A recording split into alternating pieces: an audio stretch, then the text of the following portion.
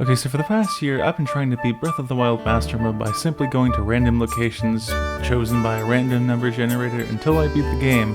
It turns out to be a lot harder than I expected.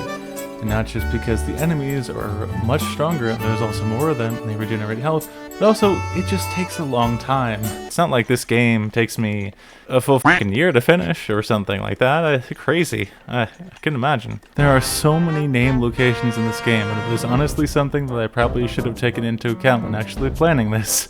Admittedly, I did also set a ludicrously difficult end condition of only being able to beat Calamity Ganon by rolling Hyrule Castle Sanctum, which is a 1 in 700 chance. But that still doesn't mean that I can't try and beat Ganon, and I honestly did pretty well too until it came time for me to fight Thunderblight, and even then I managed to take care of a decent chunk of his health. That is until he one-shot killed me. Yeah, I really was arrogant enough to think I could just waltz into Hyrule Castle and defeat the final boss without the Master Sword or doing any of the Divine Beasts. So even if I do roll the Sanctum, there's really no guarantee that I'll even be able to beat Calamity Ganon without doing any of the Divine Beasts or having the Master Sword. And I know speedrunners do it all the time, but I'm simply built different. I mean, the chances of rolling a Divine Beast are slightly higher than simply rolling the Sanctum. Since there are 4 of them, that raises the probability up to a whopping 0.5%. Woo! Yeah, it's no surprise that none of them have come up as locations yet because those odds are abysmal. Or so I thought. You see, it was on the fateful day of, February 9th, 2024, that the RNG gods decided it was finally time for me to take on a Divine Beast, Naboris. It's kind of poetic in the playthrough that I'm supposed to do all the things out of order, that the first Divine Beast I'm doing in this playthrough is also the hardest one in the game, and also probably the one that you're supposed to do last. But nonetheless, I was extremely excited to finally be able to do a Divine Beast after like 25 hours into the game. Now there's actually quite a bit of setup that you have to do before actually being able to board Naboris, but that didn't stop me because I can't read. Also, the entire point of doing this is to do things out of order. Anyways, you're tasked with sneaking into the hideout of a bunch of assassins called the Yiga Clan. The main objective of this quest is to essentially sneak into the Yiga Clan hideout and steal back the Thunderhelm, a crucial item for actually appeasing Naboris. Well, stealth can be an option. However, much like the large majority of this playthrough, I chose violence. And the genuinely terrifying thing about the Yiga Clan is that they will straight up kill you if you get hit by them. That is why the game kind of encourages stealth whenever possible. And it is kind of weird that none of the others heard multiple explosions from the bomb arrows Link fired, but gotta love video game logic. Well, regardless, I was able to completely brute force my way through the Yiga Clan, take back the Thunderhelm, and promptly forget about Naboris because Link had other arrangements. That's what you really look like, huh? With Vo banned from town, it's not very common for me to see someone like you. If we want to get close enough to that thing, we'll need to use sand seals. Are you ready? Of course, let's do it. Feeling confident? Good, let's get going then. Now with all of the Divine Beasts in this game, there's a section where you have to immobilize the Divine Beast in some way before you're able to actually board said Divine Beast. And I'll be honest, I think the section leading up to Naboris is one of the best in the game. That's mostly because of the music, but still. I was so bad at this part of the game when I first did it. It's so hard to control these guys. Why is it like this? What has HP? Oh god. And it restores HP. Oh no! Where is Riju? Hang on. I might be dead. I might be screwed actually. Okay, it didn't kill me somehow. But it did take a lot of HP down. Oh, that's such a pain in the ass that it regenerates health too. Oh god. Oh, this is a bit intimidating too. Okay. Oh, the poor seal got like confused too. Okay, but we did it, more importantly, without dying somehow. Okay. Unfortunately, I cannot appease Naboris on my own. I have no choice but to entrust the rest to you.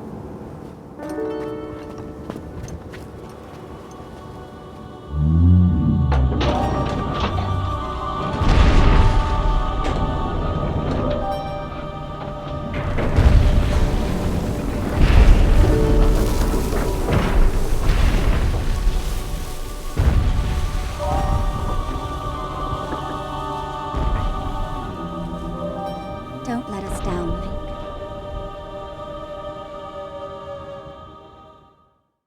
Now I'll get back to talking about the actual Divine Beast in a second, because I think what Riju says here is really interesting, and it really highlights the contrast between the themes of the dungeons in Breath of the Wild and the themes of the dungeons in Tears of the Kingdom. In Tears of the Kingdom, the companions essentially are with you 100% of the time through the dungeons. They fight alongside you and use their abilities to help you progress. You literally cannot get through the dungeon without them. And the same is true with Breath of the Wild up to a crucial point where the champions leave you off to actually do the Divine Beast. They help you board the Divine Beast, but they have to leave the rest up to you, either because they're injured or because they literally can't. And I think that's just neat. It really shows the contrast between these two games very well. Oh, and speaking of Tears of the Kingdom, a sentence which my friends are probably getting extremely tired of by now, I was really hoping that we would have seen some remnants of the Divine Beast somewhere in that game. It would have genuinely been so cool just to find Von Naboris buried underneath the sands or just chilling in the depths somewhere. But alas, the Zelda team is deadly allergic to continuity, so... Anyways, back to the actual dungeon. This dungeon is actually pretty straightforward. No, just kidding, this dungeon is so goddamn confusing. I am quite honestly shocked that I was able to get this done within an hour. And you would think that since Naboris was the last Divine Beast I beat in my original playthrough almost 4 years ago, that it would still be fresh in my mind. And you would be wrong, because all previous knowledge I had about this completely left my brain for some weird reason. And I spent an embarrassingly long time looking for the map because my ADHD brain did not process any of what the game was trying to tell me. And even though the game literally told me where it was specifically. Head over to that guidance stone. Sounds easy, right? Yeah. What's the worst that could happen? Who needs a map anyways? What's this actually be the map? I don't actually know. Ah! Yeah, as you can probably imagine, this dungeon was rough. Granted, this dungeon is not straightforward by any means, even if you are paying attention to what the NPCs are actually saying. The whole mechanic behind Naboris is that you have the ability to rotate various drums in Naboris' interior in order to reach new areas and progress through the dungeon. The problem with that is that the controls are very clunky, and you can only really rotate the drums 90 degrees in one direction, meaning that if you accidentally rotate the wrong drum, then you have to execute the same command 3 more times, which is wonderful. I really wish I could say that I didn't make this mistake multiple times, but I'm just not that good at the game.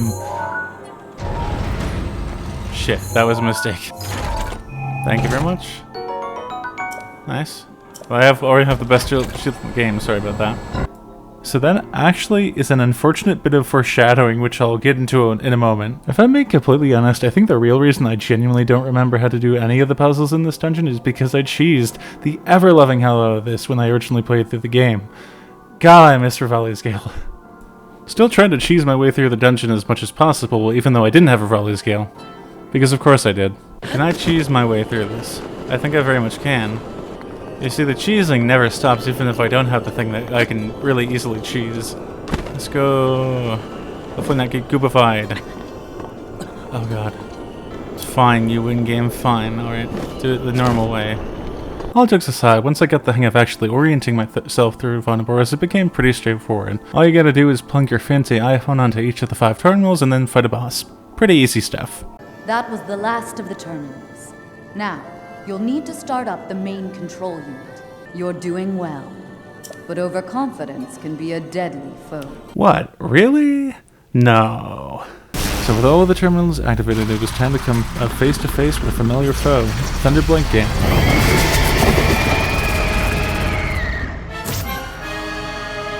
Do not allow this to be your end. I'll try my best. Your life. And its death.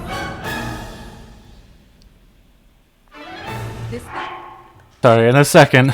And as cool as it would be for me to say that I took Thunderblink Ganon down without any major difficulty and without taking any damage, I am just not that good at this game.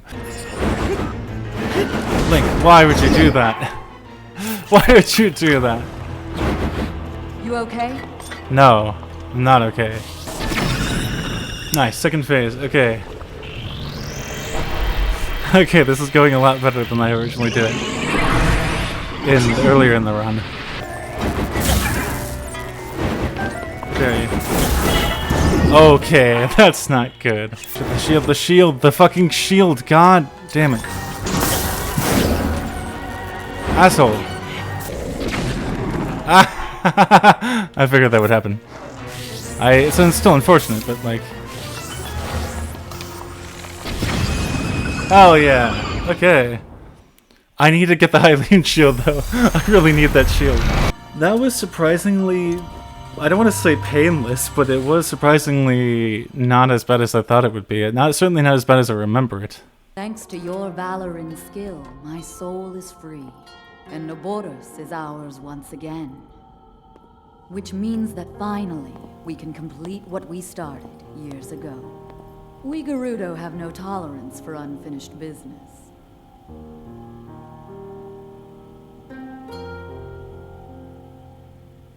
I've waited so long for the moment to see you finally rush Hyrule Castle. Well, that happened last episode. As well as for the moment when I incinerate Ganon into a pile of ash. Actually, your Please boss's accept this fury gift, which has come to be known is as going to be Urbosa's very helpful Fury.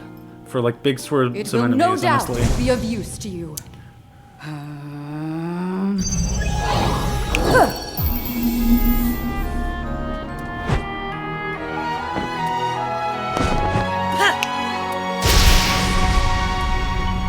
That's fun. I forgot the snap, the Thanos snap.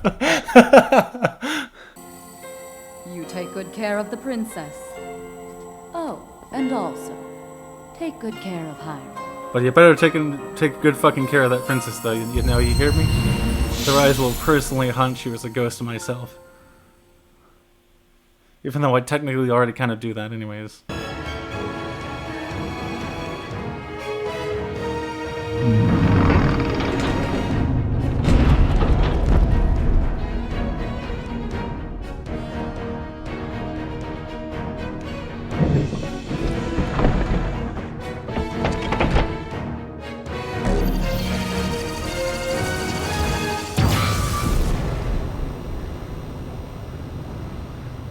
Naboris, legend of the Gerudo, celebrated over ages. And you, who were named to honor her. You are a legend as well. Isn't that right, Naboris? The bitter essence of defeat from a century ago still sits upon my tongue. But that is now in the past. It was written that Calamity Ganon once adopted the form of a Gerudo. I mean, I wonder why. I swear, I wanted the continuity between the two games so badly. I wanted it so badly, and they didn't give it to us. Hell, the Gerudo didn't even say anything about Ganondorf being a Gerudo king. They said nothing about that at all. Anyways, yeah. Yeah. Successfully did that whole thing. Hell yeah. And it didn't die, surprisingly, which is also really wild to me. Okay, so rather than leave it off here, I actually did want to talk a little bit about the other locations that I went to besides Naboris, because there's quite a lot of them. The first one to note is Kamitak's Shrine, a shrine that is only a little ways off the Great Plateau, and whose name really makes you feel like you're talking in a Boston accent. But make no mistake, it is a long shrine full of deadly traps that I pretty much cheese my way through without causing too much harm to Link. There's a lot of stuff which I don't want to mess with. Oh, God damn it! Ah! Please just let me know why you like this game. Why do you like this? And there were also many guardians and another motion control section for me to absolutely suffer through. Yay! But after a long torturous 10 minutes, I managed to make it through that shrine without going completely insane. Which honestly is a good thing, because I needed at least some sanity just so that I could lose it fighting the Lionel at the Lunera Road East Gate. That didn't even fucking hit me! What are you talking about? What the fuck? Come on, game, really? There we fucking... Are you shitting me? Are you fucking... Why? I hit him in the fucking head. He should have been stunned. He should not have been able to hit me. This is not the first time I have tried and failed to defeat this Lionel, and it certainly will not be the last. And after that, it was time to go back to Tingle Island and fight the same Golden Moblin and Silver Bokoblin duo that I fought the last time. Oh, there's some nasty enemies on this one, aren't there? Oh, I remember that. Yeah, this is the first time I encountered one of those guys too, right. Oh, that's cute to think you can get up here. Okay, maybe you can actually. Wait, fuck.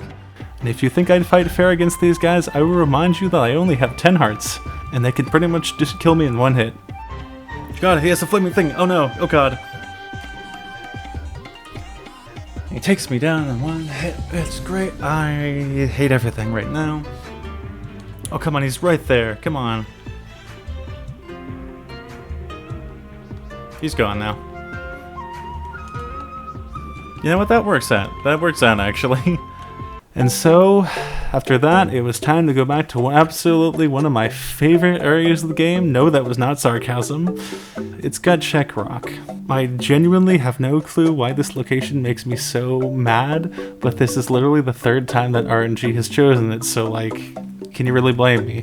Even finding a Korok here was an absolute pain in the ass because the object map was not helpful at all actually deciphering how to get the Korok in the first place. Oh my god. Just kill me already, please. Why is this location the source of my pain and misery all the time, even when it's not trying to be? I'm looking at the same map. I am on the rock where the Korok is supposed to be. Might have to, reset. Anyways, finding Koroks is not what I wanted to make this video about. The next location was Hyrule River, which has a lot of hidden chests strewn across its bottom. One of these chests caught the attention of a stablehand who I definitely was not trying to get struck by lightning using magnesis. I'm glad you didn't notice me trying to strike you with lightning, honestly. I appreciate that. Oh, very nice. Well, that's cool. That makes no sense because it's the middle of the night, but you know what? That's cool. I got to go and talk to Kilton and Fangenbon, who honestly has really just grown on me as a character. I really didn't like him for some reason, or I didn't even interact with him when I first played the game. And, no, he's just great. He's just great. He's just a weird little guy with a special interest, and I love him. I adore monsters. I love monsters more than you do. The next location on the list was Passeray Greenbelt, where I had a very unfortunate realization. What the f*** happened to the Hylian shield? Was I a moron? Did I drop it for some stupid reason? Okay, so let's take a moment and go back to the fight with Thunderblight Ganon again. Thunderblight caused me to drop the Hylian shield, which I quickly picked up again. However, Thunderblight hit me again within the span of a few seconds, causing me to drop the shield yet again. Unfortunately, what happened was so fast that the game literally didn't have time to prompt me that I dropped the shield again. But I was completely aware that I wasn't holding it anymore and it wasn't in my inventory, and also using my eyes, it was on the ground. But when it came time to actually act on this information, I failed pretty spectacularly. You might be thinking, oh, that's unfortunate that the game simply went from the fight to a cutscene, right? But that's not exactly what happened. The game has to give you an opportunity to pick up the heart container that you're awarded as a result of beating the dungeon. It also gives you an opportunity to continue exploring around the Divine Beast, picking up chests that you might have missed, or in my case, picking up any items you may have dropped throughout the course of the fight. And even after you go back to the central tournament again, the game's like, are you sure you want to do this? You won't be able to re-enter Naboris again once you hit OK. And I pressed no initially, not because I remembered to grab the shield, but because I get confused at the game swapping the positions of yes and no. And even still, did that split-second mistake give me enough time to remember that I was missing a crucial piece of kit in my inventory? No, of course not. And mind you, that is the only instance of the Hylian shield in the game. Tears of the Kingdom is more forgiving in that there is an opportunity to get a replacement copy if you somehow manage to lose it. But in this game, nah, that shit's gone. And losing the Hylian shield is a big deal, especially in Master Mode. It is literally one of the best, if not the best shield in the entirety of Breath of the Wild. There's a strength of 90 and infinite durability, both of which are qualities that are extremely invaluable to Master Mode. And that certainly didn't stop me from going back to Hyrule Castle and fighting the Stalnox in the prison, just on the slim chance that the Hyrule Guard would have cut Link some slack. Nope. I also tried to glitch my way into Naboris in the vain off chance that the game somehow didn't despawn the shield by now, but the game really doesn't like you getting near the giant robot death camel, which is fair, I guess. So yeah, that's how I lost the best shield in Breath of the Wild. In all reality, it probably won't be that bad, given that I'm certainly not worse for wear in terms of shields, and it's not like we're fighting Ganon anytime soon, right? Right? Now, I was understandably pretty upset and grieving about how much of a complete comedy of errors had to occur in order for me to screw up that badly. And given now that I have Urbosa's Fury, which makes fighting bosses significantly easier, it was time to go and fight some bosses. What? What? Did Bastion just kick me? First off was a Balduga and Toroma Dunes, in which the boss music started immediately when I warped to the shrine. We go right away. Okay, I have no defense, I have no food either. Where is it? Oh. Hi. You know what? That worked out really well, somehow. Nice. That was really easy, actually. And then it was a Magma Talus in Dorania Lake, which I was still able to take down relatively easily, even though I was hurting in terms of both arrows and weapons. Man, maybe doing Naboris first really was the big brain move, because it's going to make fighting all of the blights significantly easier. And then it was Darb Pond, where there was conveniently another Magma Talus, which I was not so fortunate with fighting this one. Oh shit, oh shit, oh shit, that's bad! That's a good one. That's a good one. I like that actually a lot. That's a very good one. Nice. But it's fine, because I can do it really quickly. And there were also some Guardian Stalkers who unfortunately chose a bad time to exist in the same vicinity as Link. Thank you. Thank you very much. Bye! Now, I think there's something about this sequence that is particularly funny, because I've read a lot of stories about revenge the past couple of years for a video essay that I'm working on, and one of the common themes about revenge is that the avenger oftentimes will do harm significantly greater and more out of proportion to the harm that was done to them. That's not exactly what happened here, but I really like to think that I was just out for blood while fighting these bosses. Don't you fucking dare run away from me! There were also a lot more Koroks in inhospitable places, but the real kicker of all was the one that was on top of the Isle of Rabak in Eldin, which required me to climb from the inside of this crab guy's shell to the outside and go on top of it. It's small, but it's annoying. So it's time for me to go to the Rift Peninsula. You know, actually this time. And since a blood moon happened towards the end of the last recording session, all of the enemies had respawned by then. But I decided to take a different approach and simply try to avoid the golden mountains at the start of the peninsula. But there was another thunderstorm again because Akala, and that severely limited my choice of weapons for fighting Golden Lizalfos, and they won that fight pretty handily. Really? No! Oh god. I'm very curious to see what's going to happen when I actually get the shrine as an actual location on the Rift Peninsula, but that's probably for another day. So yeah, that's how I finally completed the Divine Beast. Also lost the Hylian Shield, but I'm not going to talk about that. The adventure continues onwards. I will see you guys in the next one.